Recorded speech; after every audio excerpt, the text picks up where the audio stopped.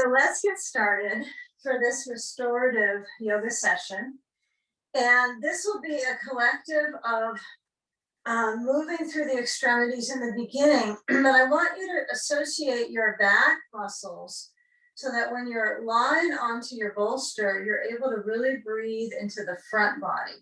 So what we need is to have a bolster horizontally behind you and then a blanket stacked to the back of that. So there's space between the bolster and the blankets for your arms.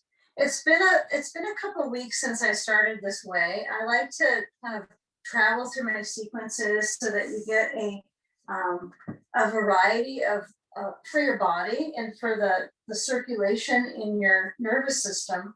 So it might be nice to change it up and then to come back and see if there's anything that's opened up or become more flexible or less or restrictive.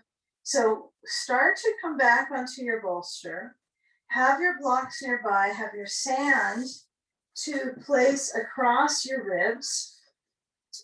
Be rather specific when you get your head back to your blankets that you're supporting your neck. And what that might mean for you is that the weight of your head actually centers on your blanket. So if my neck is gripping, then I can't kind of plunk the weight back. So when there's this much arching in the back muscles and the front, I mean, the whole body has this arching pattern. You might find that you need a block under your rear. Most of the time I offer that. But for this one, which is more of a mountain brook pose, you can go without the block under your rear and see how the body adapts to the circulation opportunity. Take the feet so they're in a pretty wide stance. Be careful that the weight is still into your heels.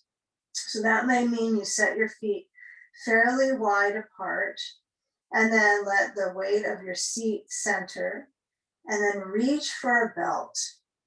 So as I hold onto my belt wide behind my head, I get the arms to actually lengthen from the armpit flesh back into the grip of the belt. And here we have this opportunity, especially at a time of day where you've warmed up your body, your mind has been in all kinds of projects. And so now you can see, how can I center myself in the present in a restorative practice? It seems like an advanced thing to do sometimes. So let's try it. Let's bring the hands when we hold the belt to a wide enough stance with the grip where you feel a surge of circulation in your chest, and be caring to yourself. If you need a block under your seat, all you do is push into your feet, lift your hips, and slide one of your blocks flat under the back of your pelvis. You might even try it and just see, is that preferred?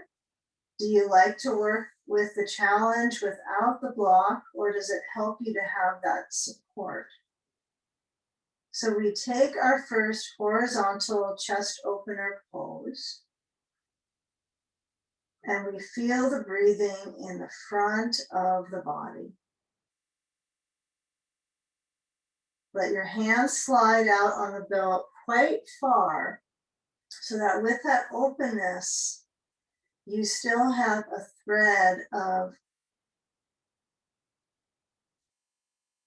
symmetry, because the arms are both gripping onto a piece of fabric. And so that brings some balance into your bones. Now, either with a block under your pelvis or without, you're going to work towards straightening out the legs. Either way, you can let your legs reach down. And with the legs in their connection, feel where the hands hold onto the belt and the ribs have that direction of ascending. Let's spend about another minute here emphasizing the inhale with that little bit of ascending of the rib cage, and the exhalation, softening, and then letting go of your belt and remain in the pose. Let the arms open and relax the back flesh of the arms and feel the connection to that sandbag, that delivery of circulation into your breathing muscles.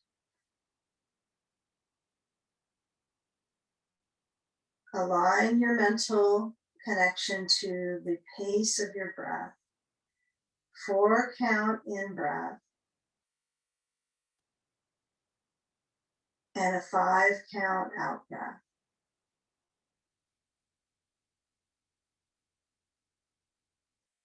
Now the legs try to stay close together, but it's not required that they are rigid.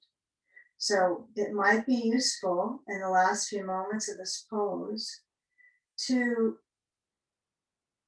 kind of sample what are those options with the legs. If you have the block under your pelvis, you might go ahead and slide that out for the final few moments and feel what the legs experience when they're extending, but not necessarily pushing through the heels.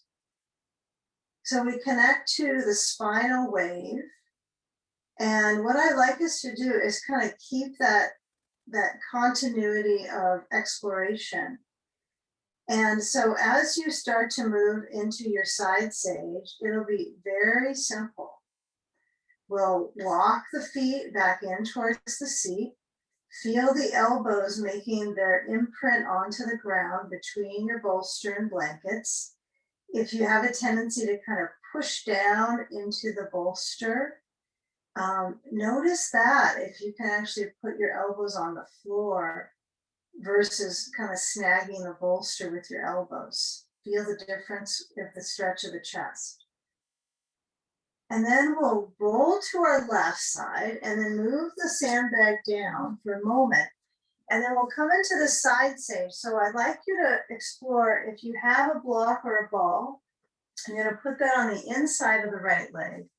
But when you are pushing down into this bolster, you're going to work on this wave of length for the side. Now, obviously the left side has some protective equipment here in some ways because it has the bolster, so it's going to be a little more easy for the shoulder to balance. So take that opportunity to get your sand now and put it on your right side and then shift it down to your hip.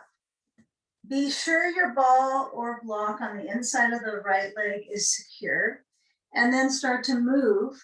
I'm going to add a block overhead to that side sage pose where the right hand is over the side of your head, at least the whole arm is, the whole appendage, and that river of circulation through the ribs, we'll call it kind of the rib river, right? It certainly has a density to this, okay, to this experience in this pose. So explore without a lot of information coming from me.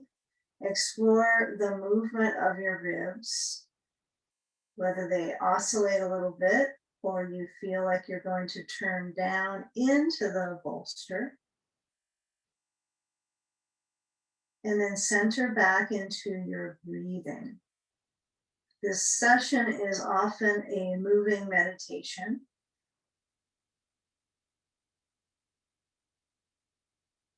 And you're articulating the breath.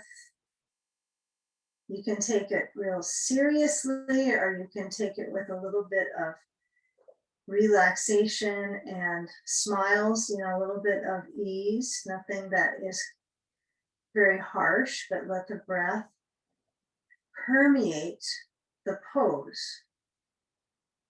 Very important to let the breath feel as if it's a large part of your experience. We have a few moments here. We'll take about another minute to let the body really absorb this position. If being fairly rigid with the upper arm overhead helps you to balance the bones and then feel that kind of river of movement in the rib cage, it'd be nice to have kind of limits with the limbs, limb limits. Maybe it would be called limbs without limits. Could be a good restorative practice.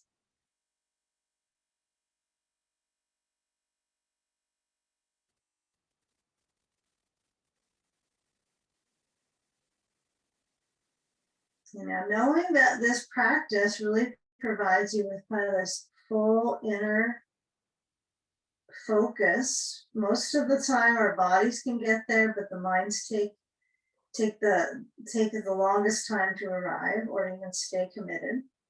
So be kind to yourself if you move in and out of the practice time to time. So with that arm in motion, we're going to turn. Now, I mentioned it was helpful to have your sand low in your hip. It's not required to have it any specific spot or to have one at all. But you might notice when you turn, what we're going to do is a little bit of cat-cow practice. And I want to focus on releasing the spine and the back of the pelvis into your hips. So we're going to breathe into our back. So you're going to simply move your sand aside and kind of lean into your bolster and come up. And then when you motion around to hands and knees, what I'm going to do is push my elbows into my bolster, bring my knees together, and then pivot by pushing down to my elbows. And then feel my back space. Feel first what it's like when my elbows are down. I prefer a blanket under my knees, so I'm going to bring that across. And then I put the blanket under my knees and then my palms on the floor on the other side of the bolster, palms on ground, fingers open. Keep the knees, hips distance apart, and then start that focus of releasing the spine by lifting your back and rounding it into cat pose, and feel the back of the body move into the hips. So you're going to round your back, chin to chest. The challenge really is getting that focus of releasing the back of the pelvis, rounding. So it's not just the lift of your back, but it's all the way scooping. And then going to the arching and elongation and extension of the spine when you look forward and arch back. Inhale here. And exhale, hollow the belly. Round your back, spread the shoulder blades, and move your chin towards your chest. Fingers open, hands press wide. Inhale, arch. Hips start to move back. Tailbone is in a curious position. If you place awareness into that space when you're not sitting on it, it's almost a mystery movement of muscles around that. So feel when you tilt, and then what we'll take is to reach our right leg back and up in the air and take the left arm forwards. Okay. So alternating that reach of arm to leg, looking either down inside that right hand, or not inside, but besides the hand. Lifting your hand would be a little tough. Lower the left hand down and switch sides. Remember, the difference today is that our knees are apart when we do the alternating reach. So left leg stretches up and back. Reach the right arm forward. And with that opposing motion, you can experiment with the extended piece of that right shoulder in the back muscles. And then lower the right hand and toes under, lift up your knees and start to join your body into downward facing dog pose with a specific selection of strength through the upper body, and then feel the hips move back. Now, the study of this is going to continue through the back of the body. So as you bend your knees, move your hands up to the bolster and then walk on back towards your feet with your hands and feel your knees bending. And I want you to take a forward bend where your hands hold your elbows. And as the knees soften, you let the head release down and the weight of the brain completely letting it go. So let the weight of the brain go, despite the challenge sometimes in the hamstrings and the ability to continue to stretch deeper. Instead of trying to force it, we have the hands holding the elbows. So it's whatever's naturally your traction. And switch the crossing to the other side with the hand. So of course there's one crossing is your habit, and then you're gonna just simply switch to the other crossing. And get the feel of the stance of your legs. So if they're farther out, not quite as far out as the mat's edge, but certainly it might be useful for you to take note of the weight into the heels and the weight down into your brain. This is an inversion, right? So we're feeling the energetics of an inversion in our brain, in our circulation, and in our lungs. Very good. So take a few moments where your knees bend. And then as you let go with your hands, you're going to walk back forwards, creep on down to your knees, and then take that cat pose one more time. So we round the back and we feel as the spine. And I want you to take this several times at your own pace. You're going to alternate rounding and arching your back, but try to pick up the pace of the movement of cat-cow. So you're working on the flexibility of the spine and the core. You can tell if you go really slow and you try to carve into the position, there is kind of a end range where you're just kind of hanging out there. So keep it in motion. Once you go from the arch, you're going to go to the rounding to warm up the back and the stomach. And next time you come back to that table, we'll start to reach forward. So my hands are going to come out as far to the edge of the mat as I can bring them. And then lean your hips down and stretch your torso towards the chest. So it's up with that arch of the spine, waist, and feel when the tops of the feet touch down.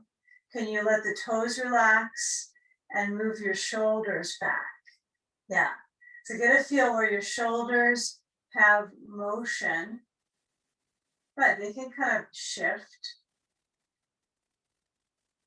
Now with this continual length in your midsection, we're going to work on shifting to our side sage with the right hip down. So you're going to come back to table, kind of a moving table now. And then as we come back, we're going to move our blanket again. If you had it under your knees, toss it to the other side, bring your right hip down. You don't have to move your blanket if you have a whole bunch of them in the room.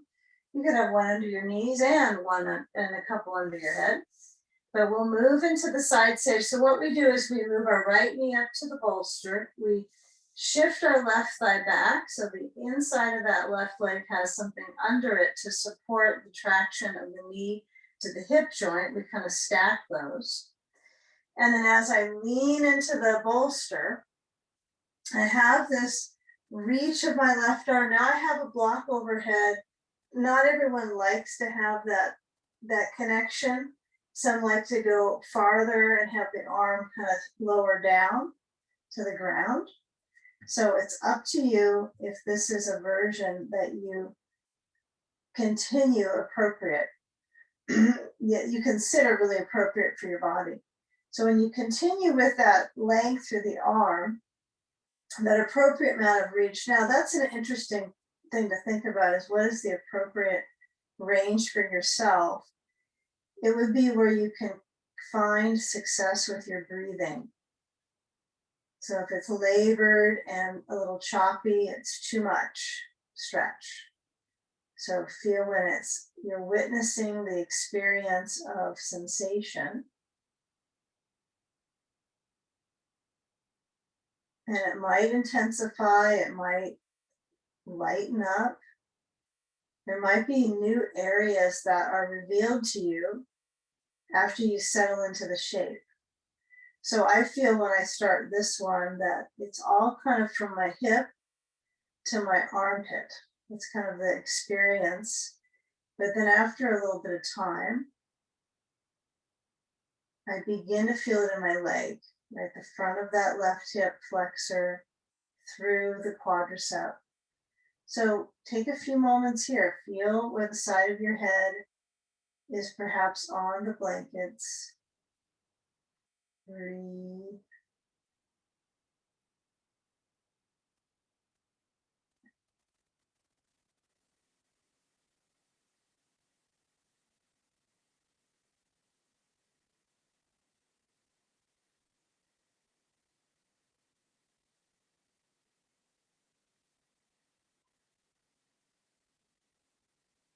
Now with this path of motion with the left arm, what I want you to place is the block. So you're going to move it over to the side of the bolster and then move your knees together and roll to your right hip. And then we're going to come up and we're going to take a belt. And I want you to now sit in front of your bolster. So you're this direction maybe, or you can turn anywhere you want. I'm turning towards the screen so it's possibly helpful. And you're going to have your belt so it's unbuckled. Okay. So you can sit with your knees in kind of a mild hinge. Doesn't have to be real strict. But I'm going to take the belt and I'm going to sit in the middle of it. Right? So I'm sitting in the middle of the belt. What's going to be the middle of it is when I connect the belt, right? I buckle it up without too many twists in it underneath me, underneath my legs. That'll wake me up. And then I'll move the belt up so it's now connected in a loop. I'm going to sit in it. I'm going to sit in my, well, I guess you're right. Kind of the inner tube idea is more of a boat idea, right? So that's going along with the boat. Okay, I like that. So we'll call this our inner tube float. Okay, so you got your belt. Now, this is an interesting hold, right? So my belt is connected, completely buckled, and I slide it up to the upper back. Well, not the upper back, it's under my armpits for certain. And you'll feel it around your rib barrel, right? So you want that belt to hold the ribs. So if you cough, you'll feel the belt. You can notice that I can't hear you if you're coughing. So when you lean back, you might enjoy balancing.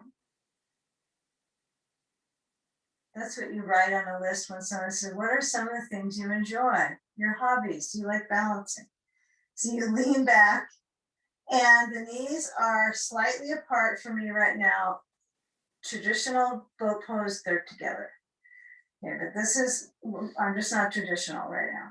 But I'm working on feeling this core body. So if you want to bring the legs together, you got the belt really tight. One tip for buckles, if you have the quick release buckles, is they are quick release. So if I have a buckle and it's on my leg and it's pushing and I push back with resistance, it could unbuckle very easily. So I'll put it on the side so it doesn't have that touch with the leg. And so when you lean back, you're going to lift up your feet and you'll eventually go towards maybe stretching them up. This takes some practice to get it right on the back of the legs.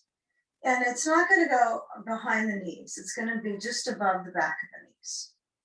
So meditate on this for a few moments or circulate your focus around the experience and allow the weight to flow back and forth, kind of like you're maybe in the waves. And eventually you might get the legs to straighten out, but what's important is that you're recruiting your core. So my arms are going to stay here. Now there are versions where the arms are out. There's a version when the hands are behind the head. This is certainly the advanced version, but you might find this is not working with the belt, right? So I'm going to stay with the intermediate level. Now make sure your knees are bending now, so bring them back down a little bit. Push with the back. Watch how the arch of the spine continues versus the rounding of the back. I'm not trying to push my chin down. I'm trying to use my belt up on my back muscles to create strength, not tightness in the neck. So let this one be your homework. As often as you can, give it some practice. I think you'll find that you get a little better at it with the core, and we can develop our boat pose with time. Now, when you hold the back of the legs, you're going to grasp them and then lift up the heart, chest up, and lower your feet. Unbuckle, sit up on your bolster. So if you are in the front or you're somewhere around the room, you're going to try to get back to your bolster. And we'll take a blanket from behind us. Actually, let's do this. Let's pull our blankets in. This seems like the right thing to do. We're going to cross the right leg under the left, and we're going to put a sandbag on top of that right leg. So really, for most part, it's on the inside of the right thigh. Cross the left leg over the right. Okay. And as we start to turn to our left side, to the leg that's dominating the pose, it's the upper one. You're going to reach your right elbow to that left leg, and you're trying to hook the elbow. This is post-core work, and we're wringing out through the torso. So feel how this right arm pushes into the left leg. And with that midsection kind of dynamic, left hand back on the blanket. If the blanket's too low, then kind of move it up a little higher. They're easy to take height with a blanket. You just roll it up. And then feel how your body can be kind of stuffed feeling, even if you didn't have a bunch of food before. You can still feel kind of stuffed with a twist. So turn and let the spine find that connectivity all the way down to the roots, to the pelvis. And then I want you to turn back center, keep the legs the same, left arm on the inside of the left leg, right hand back, and gently twist. This is a counter twist.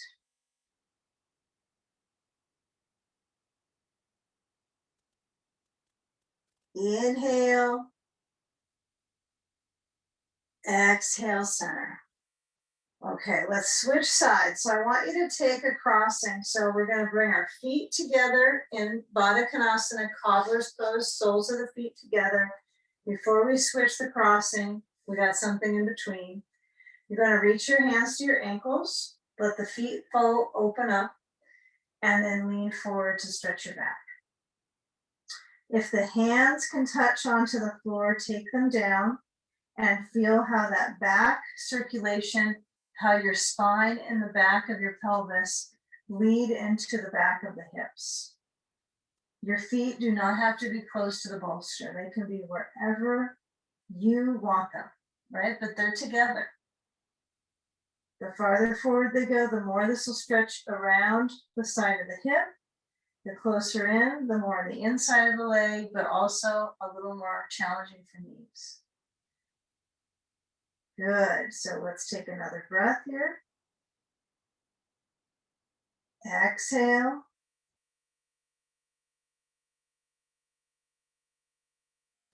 Slide your body back with hands on the legs. Adjust yourself up. Bring the left foot towards the bolster so it takes away from the right foot. And then putting a sandbag on the left leg. Cross the right leg over the left. Okay, if this is completely out of bounds for your knee joint, you put a block under your right foot.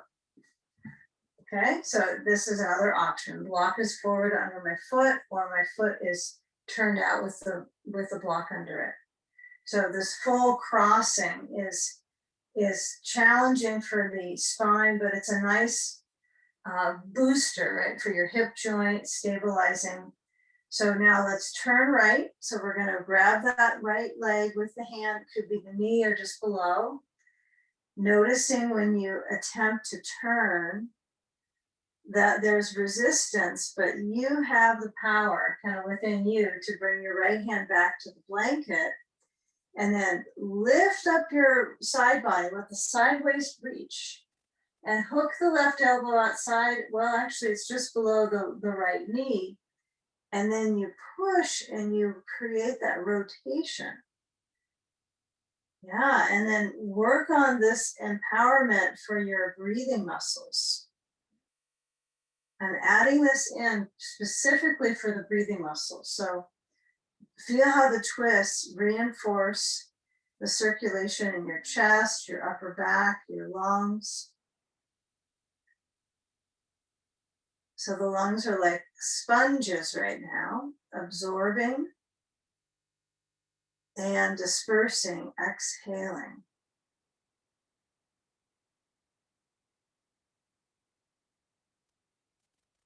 Now take the counter twist slowly. So I come back center, I bring the right arm inside, the left hand back. And as we rotate, where in your body can use a substantial amount of stability? And for me, it's my right hip flexor, feels a little vulnerable. So I'm going to work on my rotation, my ribs. For you, it might be how your arm pushes into the leg. But where does your arch move into the spine? The front of the spine lifts up, the head turns. Know this is a challenging pose. It's okay. You might not feel like this is a relaxation pose. So when we unwind and exhale to come out, some of these poses are building blocks, right? So then we get to a pose where we're able to flush out. We feel like there's something to flush, right? It's enervating. So take off the sand, uncross the right leg, feet apart. My hips are going to slide forwards on my bolster, still on, blanket behind me. I'm going to scoot it a little bit back, one blanket. And now when you move onto your bolster underneath your pelvis, you're going to want to be clear of props in the front. And as you slide back, lower down so that the back of the pelvis is supported, but also all the way up to the lumbar spine. I know we're all different heights, so it's going to be measurably a slight bit different for your interpretation in reality. But the key is that when I lift up my feet now and I scoop up the legs, we're going to bring our knees in. I want you to take legs up without the sand first. So you feel where that lift is at the back of the legs.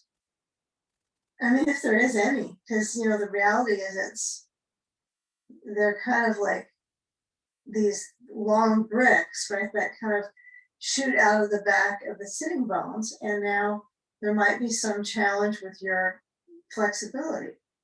If there is very little challenge with the shakiness of the legs, then you really want to get into that sand on the feet so that you can start to work on other aspects of the support this pose gives to your immune system, right? Reversing the flow of gravity to the heart, the lungs, the brain.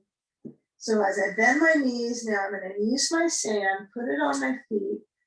If you don't have a sandbag, you can use a belt under your feet, and then you'll have some sort of resistance when you're holding onto a belt, okay? So right now, with the position of my legs, with a tiny bit of separation, not a lot because I don't want to lose my sandbag. So it's nice to have that limit. But when your feet are in that elevated position, can you flex?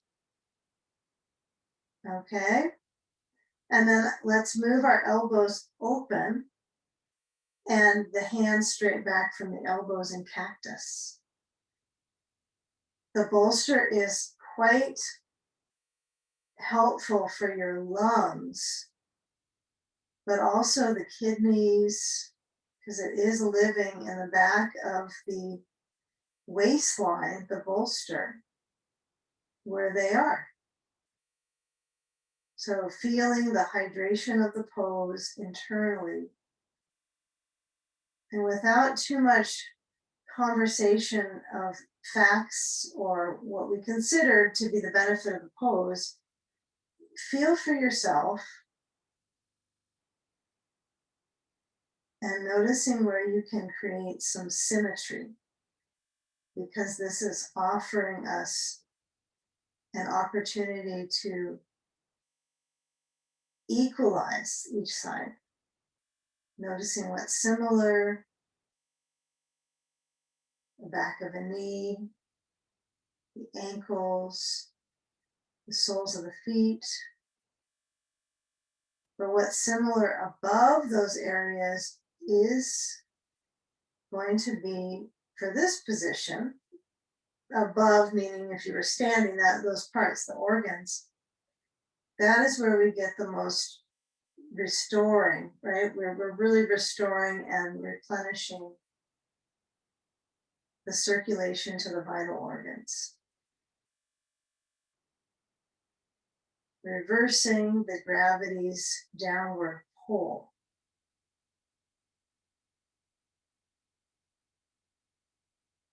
Can you bring your feet a little forward? This isn't critical for anyone, right? Can't see what you're doing, but you might notice that, oh, that is a little bit of forward. So find the right amount of forward with your feet.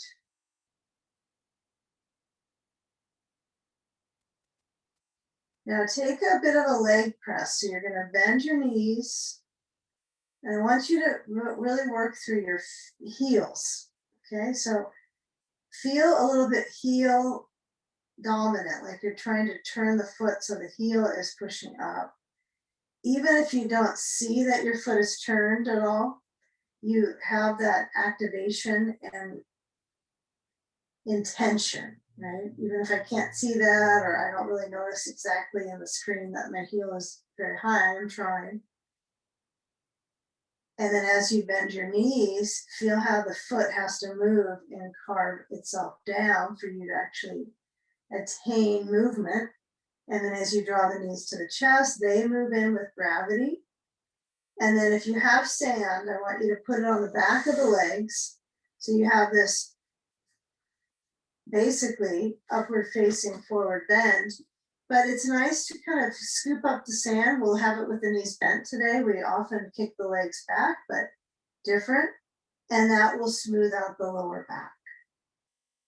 So feel how the legs actually push into the ribs and breathe. It's great. But feel that full stretch through the lower back. Give it a few moments.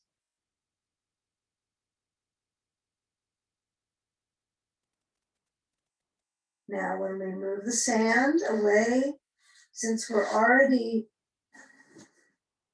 loosening in our back so much, we might want to keep that going for a few moments here. So if you have a block, if you have a ball, you can also place that between the knees. I think that's my preferred prop here. And so ball or block, bring the ball between the knees and then move the knees to the right. Really let that flesh of the left hip be towards the ceiling.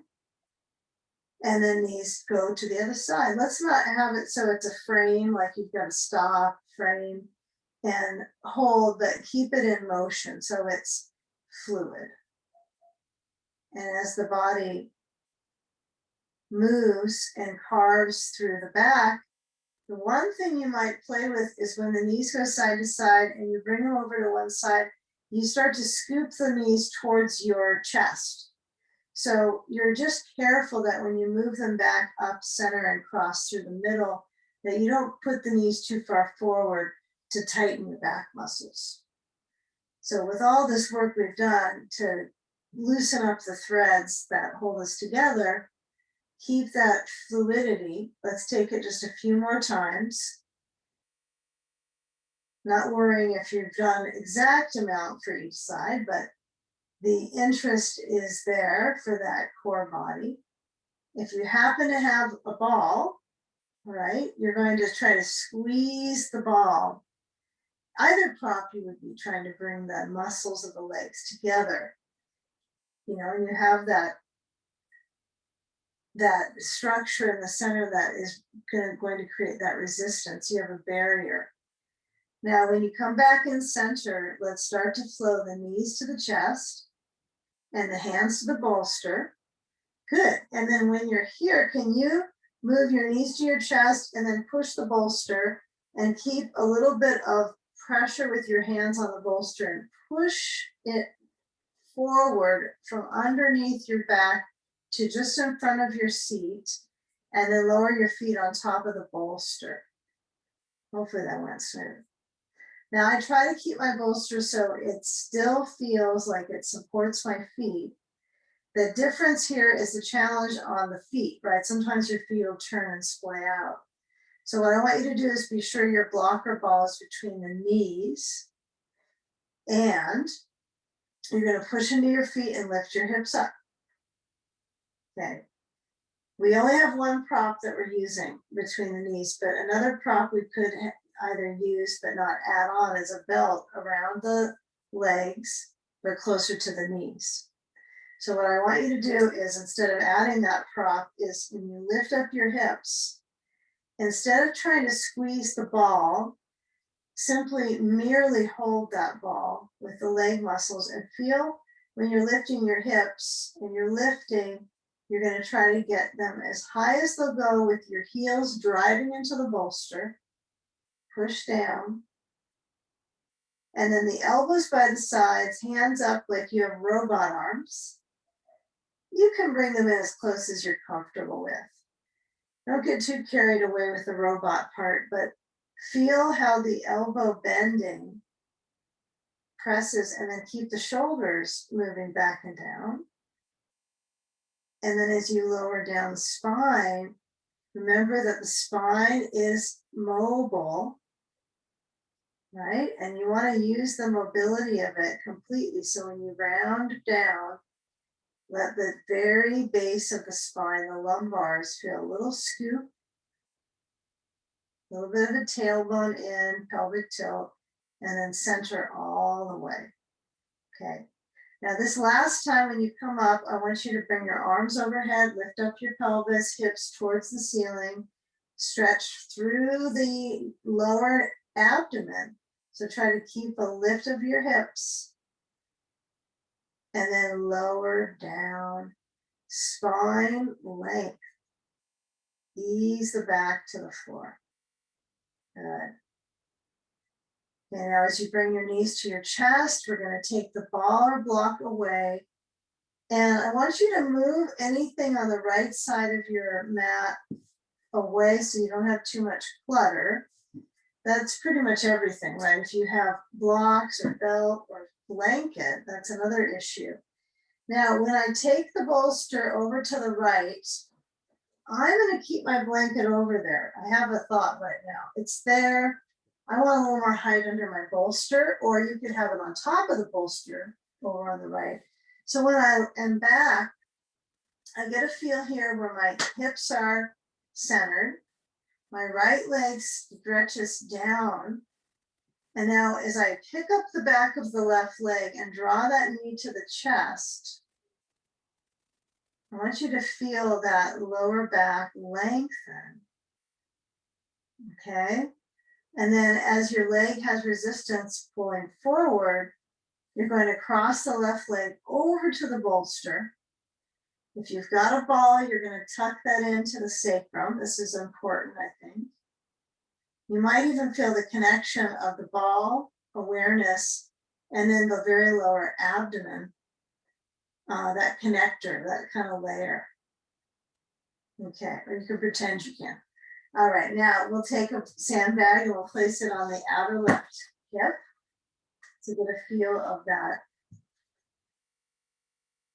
pressure and how that moves the thigh tissue across, and then stretch open the left arm. So you're in a revolved belly pose. In other words, a hip crossover. And as your head turns to the left, just let your body have this dose of time. And this is about the phase in the class where you might start to wander a bit, but just a little more of the time in here. So feel that left arm open without any extra pressure. Just let natural gravity's pull stretch the chest. And if your right hand is either out to the side or it's lifted up on top of the sandbag to further the circulation in the hip.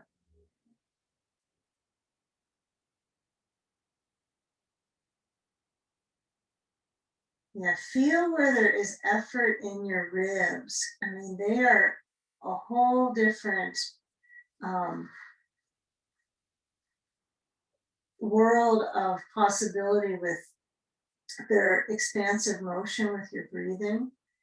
So exploring that equal rhythm of the ribs in the inhale, letting them fill up and spread. And then that exhalation centering.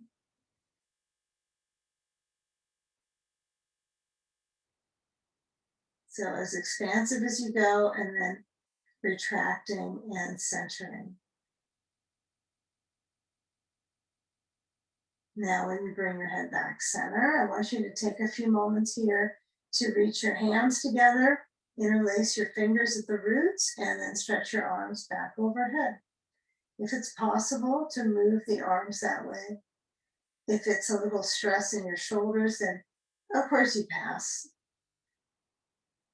You have the arms open if that's the alternative.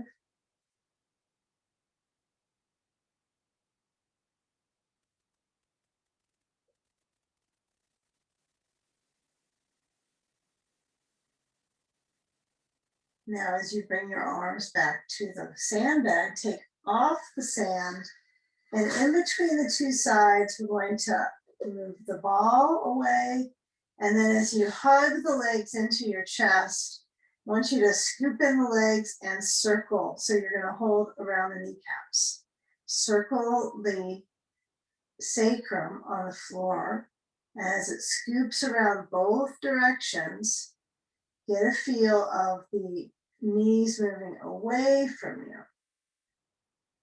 And then how you scoop them back in. So can you feel how the back has these possibilities, these parallels of motion?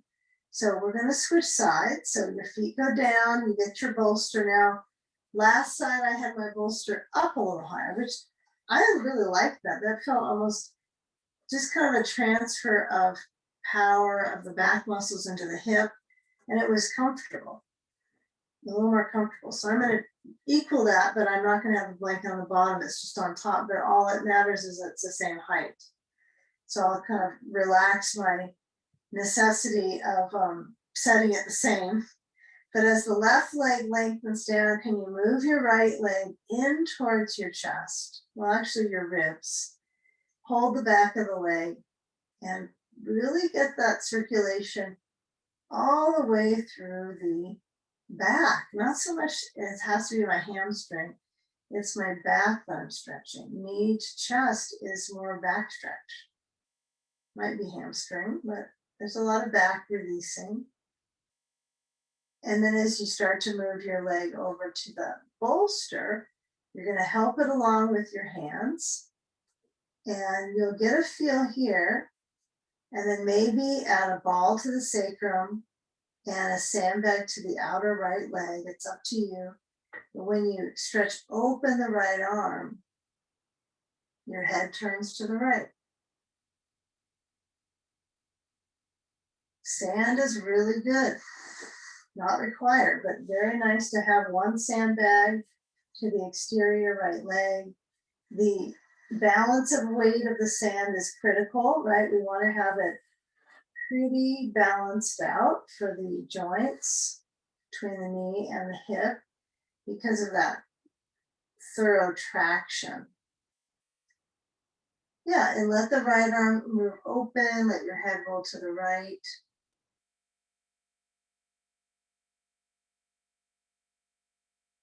Be sure that your ball, if it's nestled in there, it's pretty tucked in and supporting you.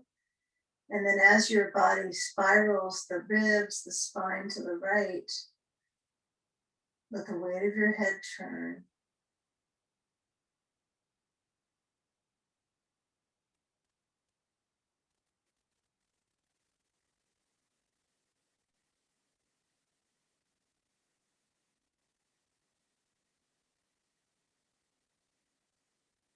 Now, when you're coming into this position, it's like most of us get into it. We've been there before. We've taken a hip crossover. It's kind of a lovely dynamic internally for the organs and for the back musculature, and it may feel just overall good, not necessarily a stretch that you're going to cry in, but you might notice that there's a possibility that you could slide the bolster a little downwards, and that is an interesting connector in your hip joint. So any of this kind of down slide will get the lateral rotator in the leg. And if you do have one of these balls that have little tiny spikes on them, it's all soft anyhow. But if you do roll around on it to massage the connective tissue, you might use this and roll on the side of the leg so that you're actually putting most of your body weight into the softer ball and then massage the fascia of the side of the leg. You can do that lying in your side, you can be on your back, but it's easiest if you're on your side on the actual ball directly. So that's just another homework piece. Okay. Now give a few moments before we come out to feel that full reach of the right arm and also the weight of your head turned to the right.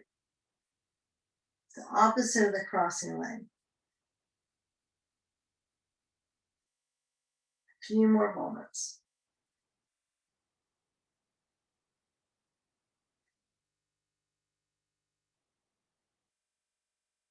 Okay, now as we start to come away from this crossover shape, I want you to move your sand aside and the ball, either way you want to go, first things first. And you're going to take Baddha Konasana without the bolster under your spine or your feet. So it's different. So what you do need are your blocks. Okay, so I'm going to kind of push my my bolster away. And then I want you to bring your feet together, but have your blocks besides your hips right away. Okay, so you can see pretty good with this. So my knees are moving out and my feet are together. Now, without any props, this is pretty much a prop, nothing under your back, that is, or your hips, you really can get a pretty interesting feeling in your feet. So my soles of my feet are together. And with my knees positioned up a little bit, they do touch the soles of the feet. And I could slide my blocks a little bit out and lower them, and that might intensify, but feel that there's balance with the sensation on the inner legs. Now we're doing this in the final stages of the practice tonight so that we really get symmetrical with the drain of the lymph on the groins. So when my feet are together right now, I want to really feel that the knees also are moving away and down. So you might be tempted to try without the blocks, but I hope you keep with them. It's quite helpful to maintain that stability in the SI joint. So be a little cautious of over firing in that space. But your back has a curve in this position, doesn't it? Okay. So we're going to take the right arm across the chest and bring the left arm under the right arm so it kind of hooks under the elbow, and then intertwine the arms and move the elbows towards your face. They don't have to touch down, but you feel the elbows float above your face and stretch your back. You get a feel of your arms in this twist. Knees apart, feet together.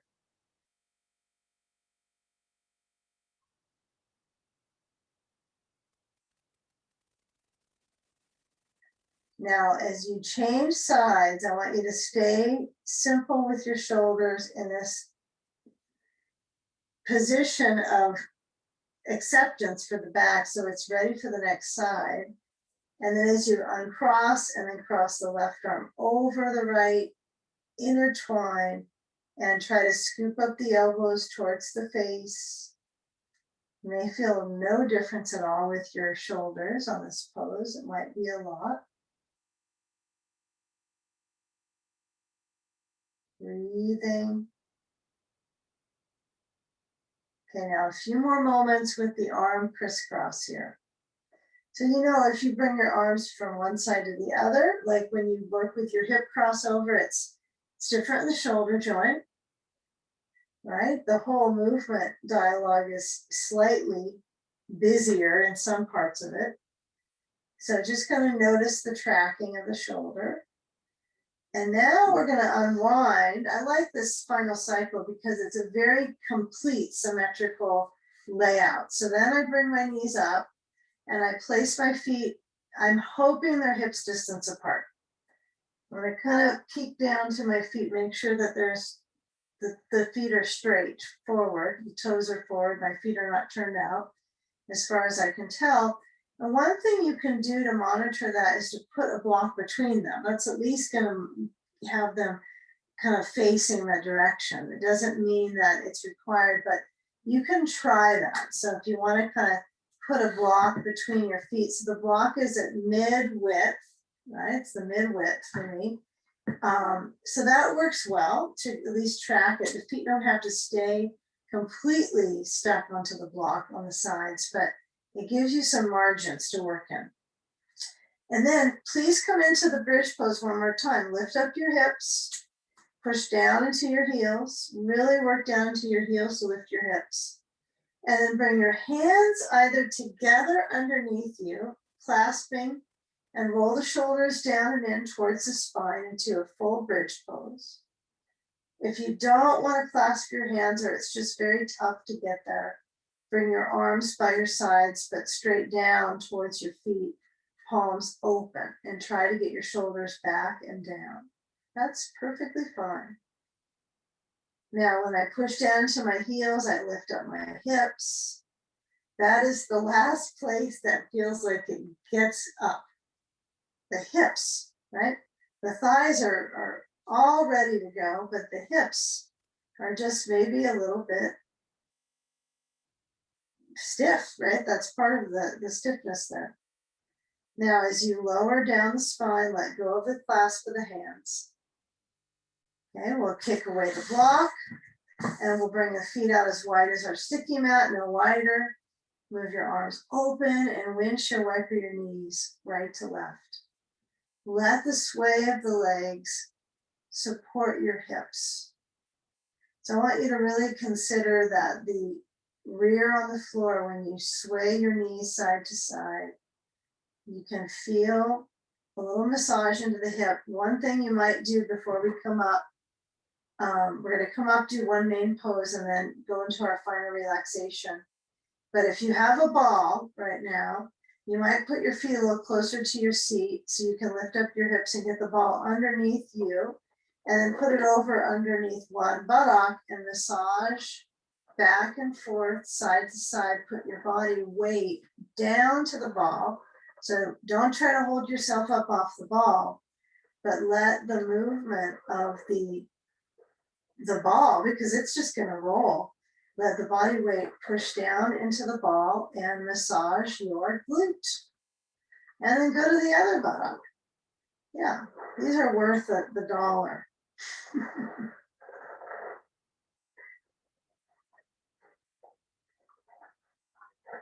depending on the density of the ball, right? If you need to pump them up, then they sometimes need some consistent repair work for that. You have to keep them up to date with that air inside. So when I push down, trying to push into the ball is a little bit insensitive to your body sometimes. So feel the right amount of dedication to pressure. It's like you want to just accept that weight. And then final, I'm going to put the ball at the sacrum, right in the center. If you have a ball, this is for those that have them. Then you're going to bring your legs straight up and you're going to balance for your core. So you want to keep that ball at the sacrum and then let the feet lift up and find the weight into the ball. And the ball isn't very high on the back, right? It's at the very base of the spine, that flat triangular bone. Okay, the feet are pretty relaxed. They're not trying to force flexing or pointing. They're neutral.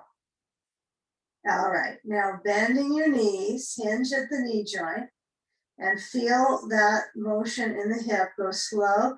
Keep in mind this is a core focus right here. And then as you lower a foot at a time, heels up, and then lift up your hips, slide the ball away, and then spine down and roll up to sitting either by scooping up your legs or rolling to the side and coming up. Okay, let's take a blanket under our seat, pull it in, sit on top, make sure your bolster is close by. You know, it might have gone and been kicked away from the mat for the last few moments. So when we get our bolster back, we're going to position our bolster in front of us so it's straight forward. And then I want you to take a block. No, never try to ball under the bolster, ever. I wonder if that would even work. But I'm going to do the position that I've only studied. But the block is underneath my bolster. And my focus is to lean forward and down and stretch my legs. Keep in mind, moments ago, we had the feet together, the knees apart. And that was the inner thigh stretch. And now it's a little different. So if your knees really hyperextend here and you can't deal with that, it's hurtful, then you can put towels underneath them. Just know that any of these extended leg stretches. But lean forward and down onto your bolster. Let's see if the ball is any different. It's kind of like a, feels almost like a waterbed feeling. Not sure I think that's a good idea. I think not.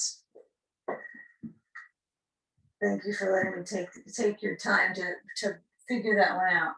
So my legs are going to come in a little closer to the mat, just out of carefulness in my knees.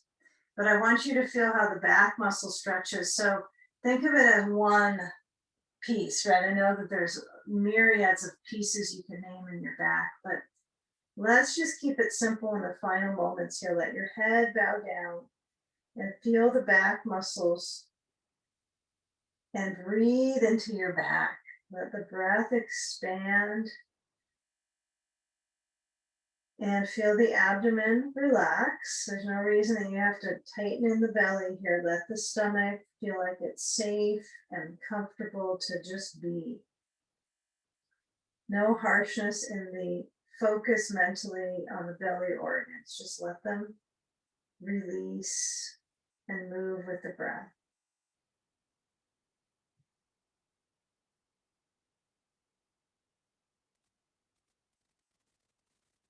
Relax the feet if they're doing.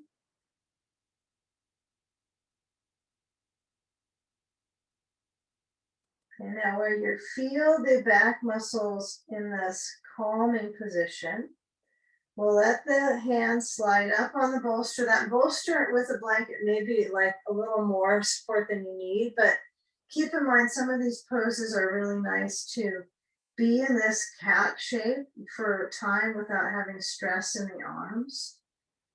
Right? It's like you're creating that shape. So now when we move into our final pose, what we're going to do is take the bolster and place it on top of two blocks. So the blocks will be at their mid-height, and you might expect what this would be, but when you put your bolster on creating the bolster bench, I want you to take the blanket, bring your legs a little closer in so it's easy to be here. Take the blanket and roll it up, kind of sort of perfect. You know, it's a little bit lifted, then it would be flat, nothing too especially different. But as the legs go across on top, I'm going to guide my feet over and let them float. That's the key, is float feet. Foot float. Okay.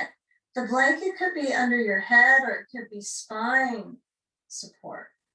So if I pivot my blanket and then I have it lengthwise, it's still rather flat. It's not really going to cause me to create such a back bend. And if you're short, you can actually trust putting it up to your sacrum. If you're tall, it's got to go a little farther back. But as you recline back, make sure your head is supported. If you like a little tiny pillow or anything you might have around to put under your head, it's up to you. If you have your chin lifting a little bit, that's fine. But noticing where your neck is adjusting to balance, maybe putting your fingers balance the sides of the jaw and centering down, like you're pulling the jaw down. Add any sand that you are able to muster up. It will be nice to have a few moments with sandbag breathing. So we have the sand across the ribs where the ribs are comfortable. There's no real surge in the rib cage right now. It's pretty mild if you have the blanket under your back. But if you can place that sand where it feels kind of liberally set into the body and let the feet float and the arms flow down by the sides, and taking any hardware off of your eyes so that your facial muscles can soften and receive the experiment of breathing intentionally to return the body into balance, but also receptive and absorb the practice that we just experienced. Feel the inhalation fill the lungs, and the belly actually moves down and gently lifts. And along the exhalation, the belly lowers down and shifts up close behind the heart.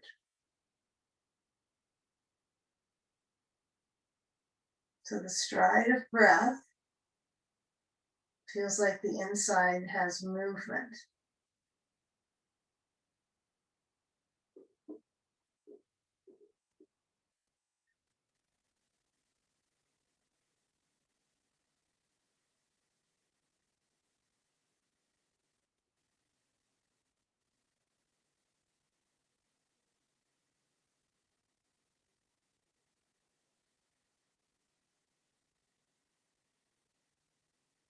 Now with the in and out breath measured, 4 counts in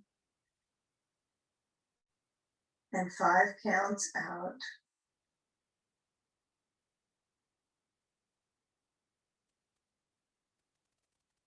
Secure a few moments in the mind, kind of the landscape of the mind planning, setting perhaps an intention. It'd be real simple. Like, I am whole, I am worthy. Something's very, very peaceful, or even that, I'm peaceful. And noticing that awareness into the body. And as you exhalate, letting go. Inhale slow. Empty the lungs.